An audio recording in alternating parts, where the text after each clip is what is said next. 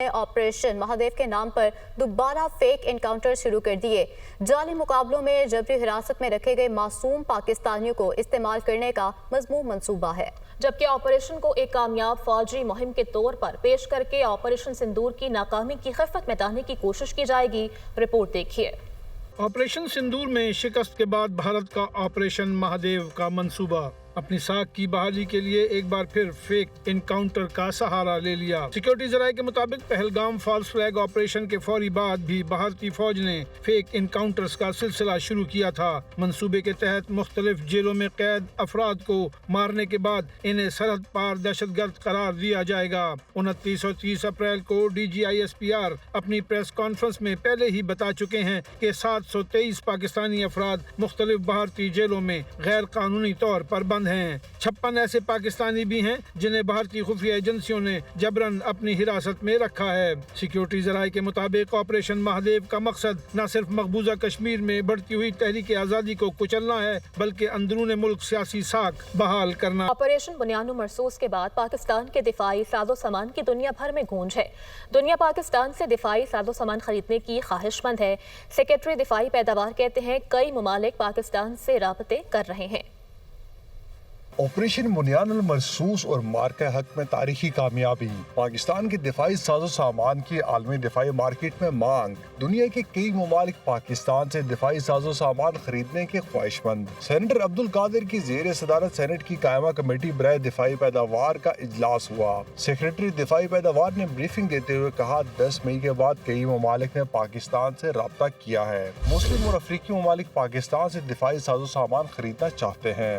हम चाहते हैं कि दिफाई सनत में प्राइवेट पार्टनरशिप आ जाए। हमारी इंडस्ट्री जितनी बढ़ेगी इतने ही ज्यादा ममालिक को दिफाई साजो सामान फराहम कर सकेंगे। सीज़फायर ना कराता तो पाकिस्तान और भारत अब तक लड़ रहे होते। पाकिस्तान और भारत की जंग दुनिया की सबसे बड़ी जंग थी। सदर ट्रंप का 29वीं बार पाक भारत जंग का तस्करा। कहते हैं मैंने अब तक 6 बड़ी जंगों को रुकवाया है। मैं ना होता तो इस वक्त दुनिया में 6 बड़ी जंगें छिड़ चुकी होती। रूसी सदर पुतिन से बहुत मायूस हूँ। रूस से मुज़ाकरात में कोई पेशरफ होती नजर नहीं आ रही। रूस को 10 से 12 रोज की नई डेडलाइन देंगे।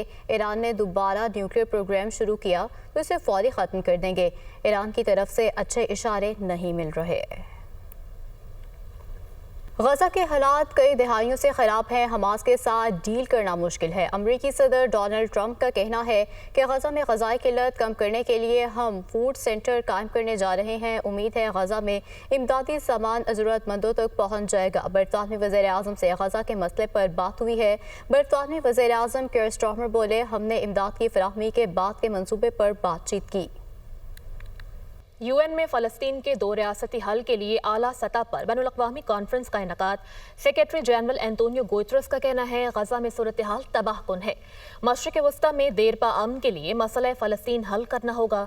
कॉन्फ्रेंस के इनेकाद पर फ्रांस और सऊदी अरब के शुक्रगुजार हैं। फ़लस्तीनी वज़ीर आज़म मोहम्मद मुस्तफ़ा ने कहा कि गजा में फौरी तौर पर जंग बंद करवाई जाए। 2 रियासती हल पर होने वाली कॉन्फ्रेंस फ़लस्तीनियों के लिए उम्मीद का रास्ता है। नायब वज़ीर आज़म इसहाक डार ने कॉन्फ्रेंस में पाकिस्तान की नुमाइंदगी की। और गजा में इस्राइली जारहियत जारी है। सुबह से अब तक सहूनी हमलों में मज़ीद 43 फ़लस्तीनी शहीद हो गए जबकि मुतअद्दिद ज़ख्मी हो गए। अरब मीडिया के मुताबिक गुज़श्ता 24 घंटों के दौरान गजा में 2 बच्चों समेत मज़ीद 14 फ़लस्तीनी ग़ज़ाई किल्लत से दम तोड़ चुके हैं, जिसके बाद भूख और ग़ज़ाई किल्लत के बायस इंतकाल कर जाने वाले फ़लस्तीनियों की तादाद 147 हो गई है। रिपोर्ट के मुताबिक साल 2025 में ग़ज़ाई किल्लत के बायस 74 फ़लस्तीनियों ने दम तोड़ा, जिनमें से सिर्फ जुलाई के महीने में 63 फ़लस्तीनियों का ग़ज़ाई किल्लत और भूख से इंतकाल हुआ। खुराक की तलाश में निकले फ़लस्तीनियों पर भी इस्राइली फ़ौज के हमले जारी हैं और सुबह से अब तक इस्राइली हमलों में खुराक की तलाश में निकले 9 फ़लस्तीनियों समेत मज़ीद 43 अफराद शहीद हो चुके हैं। शोहदा की मजमूई तादाद 59,800 से तजावुज़ कर गई है जबकि 1,44,800 से ज़ायद ज़ख्मी हो चुके। के वज़ीर आला पंजाब का सुथरा Punjab waste to value project Punjab में पहली मरतबा जानवरों की अलाइशों से बायोगैस बनाने का कामयाब तजुर्बा। लखुडेर के इलाके में बायोडिग्रेडेबल अलाइशों को इस्तेमाल करके बायोगैस पैदा की गई। ये रिपोर्ट देखिए। वज़ीर आला पंजाब मरीम नवाज की ज़ेर सदारत इजलास में वेस्ट टू वैल्यू प्रोजेक्ट पर ब्रीफिंग। पंजाब में पहली मरतबा जानवरों की आलाइशों से बायोगैस बनाने का कामयाब तजुर्बा। लखोडेर के इलाके में बायोडिग्रेडेबल आलाइशों को इस्तेमाल करके बायोगैस पैदा की गई। 1000 मैट्रिक टन आलाइशों से तकरीबन 20 से 25,000 किलो गैस पैदा करना मुमकिन हुआ। कुर्बानी के जानवरों की आलाइशों से बायोगैस प्रोडक्शन से 60 से 70 लाख रुपए की आमदन मुतवक्के। महज चंद लाख की लागत से लाहौर में आलाइशों के जरिए बायोगैस पैदा करने का पायलट प्रोजेक्ट कामयाबी से हमकिनार। 50 मेगावाट वेस्ट एनर्जी प्लांट से रोजाना 3000 टन कचरा बिजली में तब्दील हो सकेगा। 10 साल में लैंडफिल साइट से हासिल होने वाली गैस से $2.5 मिलियन आमदन की तवक्को। पंजाब में रिसाइकलिंग पार्क के मॉडल का भी जायजा लिया गया। मॉडल रिसाइकलिंग पार्क से सालाना 190 मिलियन रुपए की आमदन मुतवक्को। लखोडेर डिस्पोजल साइट की बहाली से सालाना 2.75 लाख टन कार्बन क्रेडिट और $4.2 मिलियन आमदन की तवक्को। म्यूनिसिपल सॉलिड वेस्ट ट्रीटमेंट के जरिए लैंडफिल से कचरे में 60% कमी मुतवक्के। ब्रीफिंग में बताया गया कि waste to value incubation centre startup के लिए